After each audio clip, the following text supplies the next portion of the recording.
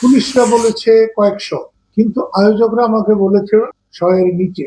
Mop দিয়ে তাদের অনুষ্ঠান আলোচনা বানচাল করে দিয়েছে। আজকে মঞ্চ 71 নামে রিপোর্টার্স ইউনিটি একটি আলোচনা সভা, সেখানে আমাদের নেতা বড় ভাই লতিফ সিদ্দিকী গিয়েছিলেন, ডক্টর কামাল হোসেনের তিনি প্রধান অতিথি ছিলেন, জেড.আই. খান পান্না তিনি আমন্ত্রিত ছিলেন। ঠিক এ সময় পুলিশরা বলেছে কয়েকশো, কিন্তু আয়োজকরা আমাকে বলেছে 100-এর নিচে। মপ দিয়ে তাদের অনুষ্ঠান আলোচনা বানচাল করে দিয়েছে।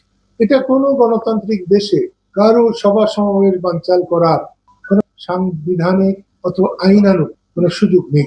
সব মশার বিরুদ্ধে সুরক্ষা দিতে এলো বসুন্ধরা এক্সট্রিম অ্যারোসল। মশার বিরুদ্ধে এক্সট্রিম সুরক্ষা। তাদের এখনো ডিবি অফিসে রাখা হয়েছে।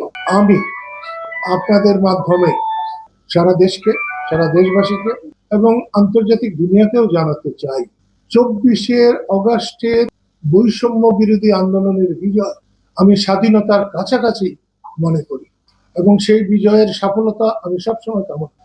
কিন্তু সেই বিজয়ী বীরেদের কার্যকলাপ দেশের মানুষ অতিষ্ঠ হয়ে উঠেছে।